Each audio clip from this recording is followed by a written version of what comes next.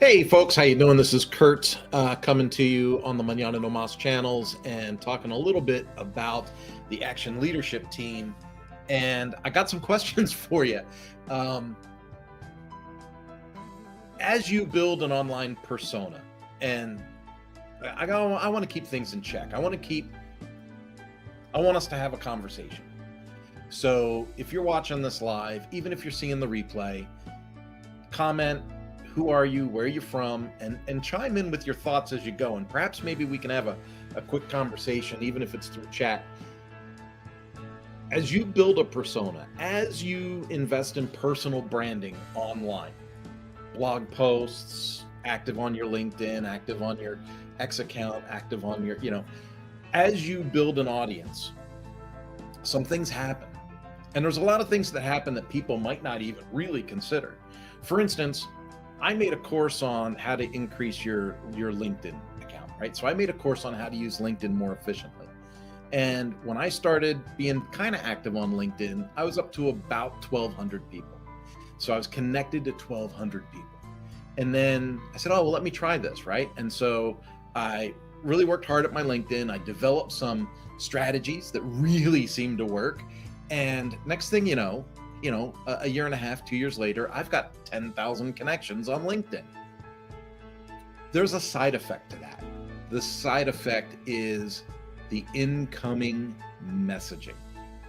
I don't know how Instagram models deal with it because I obviously don't have to worry about being an Instagram model. The DMs, the direct messages, the pitches never stop. Now, Mañana No Mas works as a digital agency, if we're going to call it that. Mañana No Mas primarily offers a business consultation service. That's the primary offer at Mañana No Mas. A lot of people think we're a WordPress agency, that we just do WordPress work. You might see me talk on the WP Tonic podcast. You might see me on the Membership Machine Show. If you're affiliated with Lifter LMS, you'll see me in their weekly mastermind, right? I run the mastermind call, the office hours for Lifter LMS, and they ask me anything call, which goes out on multiple channels that a lot of people know me from.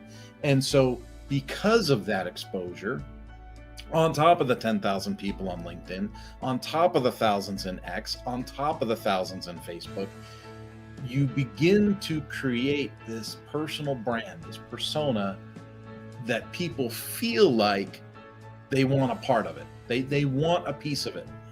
And so you get a lot of messaging. Now, this messaging is going to be, hey, we can help you grow your website traffic by 1 million views. We can help you become #1 on Google. We can help you SEO with this. Hey, here's a video of your website and all the mistakes we think you made, not realizing that we are an in-house development place. Like that's such a weird pitch, right? But we get it nonstop. The other pitch that I get is, are you a consultant? Well, of course I'm a consultant. It says right on my profile I'm a consultant, right? Are you a consultant? Would you be open to taking more clients? Would you be open to consulting more businesses? Would you be open to, and there are multiple organizations that would love to sign me up as a coach. Now, I'm already a John Maxwell certified coach. I might not pitch it as hard as others do, but I'm a John Maxwell certified coach, and I have access to all of the coaching courses that Maxwell coaches have. So maybe if I was really focused on growing a coaching business, I would focus more on that John Maxwell content, and I would promote myself more from that perspective and really offer some strong, John Maxwell like lead material. Maybe. For me, I found the John Maxwell stuff to be invaluable as I work corporately and as I grow my own business and as I apply a lot of the ideologies to how I do things in my business and how I communicate with others. So that to me was the huge benefit. Now growing a whole coaching or consulting business around the John Maxwell model, I don't know if that really fits me, just being honest. But my question to you, now happening to me, it's obviously happening to you. right? If I'm getting inundated, that's the word, right? If I'm getting inundated with all kinds of requests to join this group, that group, hey, take our course and become certified. If you have ever signed up for anything with Grant Cardone, you are probably still on that mail list. You could unsubscribe from that mail list 20 times and you'd still get emails from people at the Grant Cardone group asking you if you want to join the 10X sales team. Folks, the push to get me to join someone else's establishment never seems to stop. And I'm assuming if you've taken the time to build an online persona or to build an audience of your own, you're probably getting a lot of the same energy, a lot of the same stuff. So my question to you is, at what point do you listen to one of these pitches? Even give them the chance to pitch. Most of them I just delete. I get a ton of them. So most of them I just delete, spam. Every now and then, somebody rises to the top. Somebody breaks through that barrier that I have. And I'm like, you know what? I'll have a conversation with them. What's the worst that could happen? I'll give them 15, 20, 30 minutes and we'll see what they have to say. And sometimes I'm impressed. Sometimes I'm like, this is a solid person. This is a solid curriculum. This is a solid offer.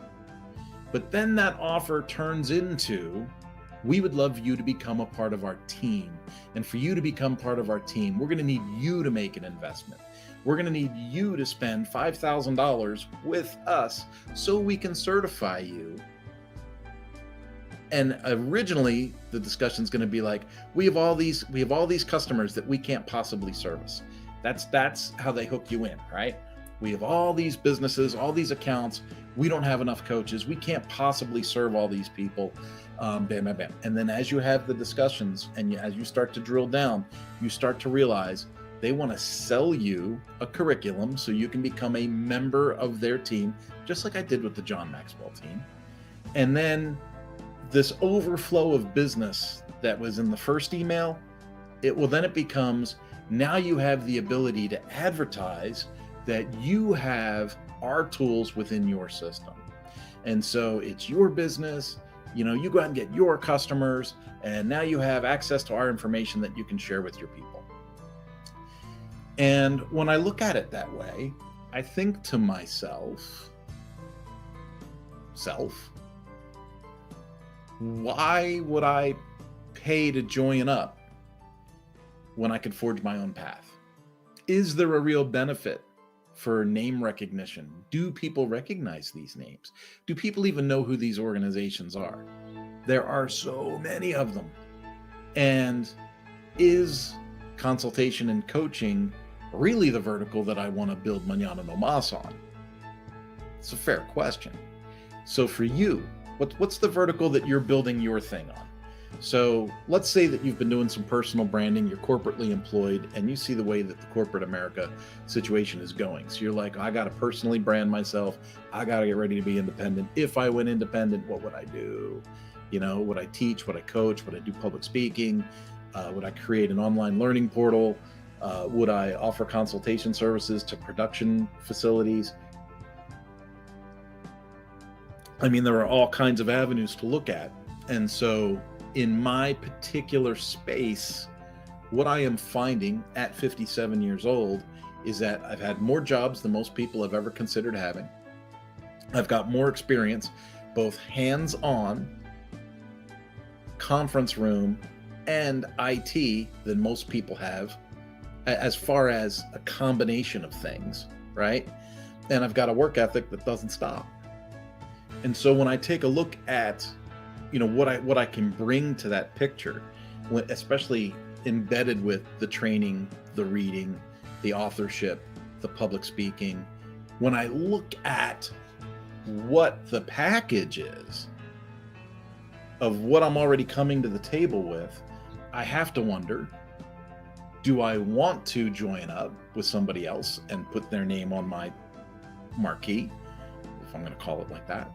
Or would I just continue to forge my own path and eke out whatever the universe has for Mañana No Mas and Kurt Von Ahnen, do I just continue to eke that out, or do I keep investing and keep trying to leverage in other ways? I mean, folks, if we were going to be brutally honest, my work with Lifter LMS is kind of an investment for me. I work at a lower scale for Lifter LMS than I would work for you building a website. Let's just be honest. If I look at the hourly rate that I would charge you to build a website using Lifter LMS or WooCommerce, HTML or whatever, right? That hourly rate is going to be substantially higher than what I charge Lifter LMS to help their customers and run their office hours and do that kind of thing. But it also is an investment on my part, because that energy makes me the authority on the subject. Like when someone says, oh, I need a Lifter LMS expert to help me with my website. Well, who better than the guy that runs the office hours? Like that, it's just, so that's an investment for us, because we can garner work from that investment, from that time. And so I look at it like that. If I'm going to make an investment in something, what is the return on the investment? So now as a business person, we have to go right back to ROI. And so return on investment can be a lot of things. It can be money, it can be time, freedom, confidence. There's a lot that goes with this. So I'm not one of these people that's just a spreadsheet only kind of person. I really like to, for instance, me moving from California to Kansas, a lot of people say, oh, with the population density and the power sports business is all on the West Coast, and why would you move like that? And it has a whole lot more to do with just access to different corporations and companies and being local, in California. I wanted the freedom that moving to Kansas would give me. I wanted that economical elephant of California off my shoulders so that I could make better decisions and really do what was best for my family, not just in terms of overall earning, but in the other side of it, what our expenses look like, what our time looks like. If I want to get up and go mountain biking at 2:00 in the afternoon, as long as I don't have other meetings, I can go. Whereas in California, I was like, nose to the grindstone. I got to get the next gig, because we had to keep the earnings so much higher in California than we need to in Kansas. Now, while that could create complacency and laziness, which is, a big warning sign, the other side of that is we get the freedom. We get the freedom and the ability to say no to certain things so we can say yes to better things. And I think coaching and consulting falls within that. And so again, I'm going to pose the question to you because I haven't seen any comments come in yet. If you've grown a persona online and people are hitting you up, hey, we'd love to have you in our organization. Hey, we could increase your business with this many more leads a month.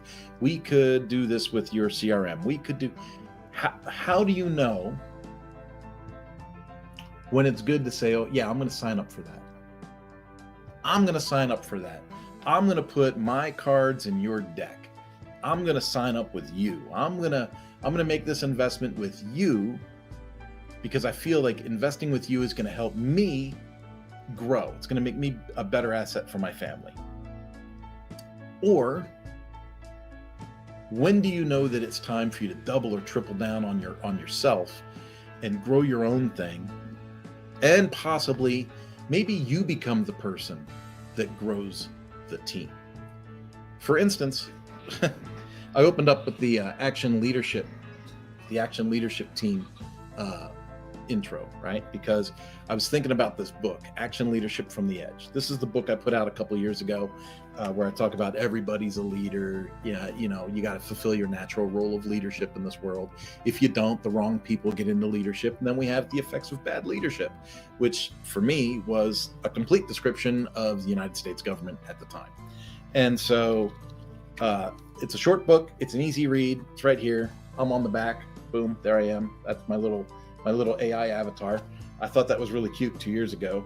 Maybe I should change that. Anyway, I already got a book. I've already got courses. I already have an online platform. What would prevent me from being the guy that says, hey, we've got a curriculum and a platform, and I think you'd be a really good coach in the Mañana No Mas coaching and consulting system. Like, what would prevent us from going our own path and creating our own network of coaches and consultants and people that I could say, hey, when you sign up with us, you get access to all of our curriculum and personal development, and you can teach out of our book, and you can do all these cool things. And here's the curriculum that goes with the book, and you can walk people through the workbook, and blah, blah, blah, blah, blah. Like, we could totally do that as Mañana No Mas. And so then I have to wonder, the investment that we made as Mañana No Mas and as Kurt Von Annen in the personal branding online, the 10,000 people we're connected to on LinkedIn, the thousands of people in Facebook, the thousands of people in X. If we were to say, hey, do you want to learn how to communicate and grow an audience like Kurt has done?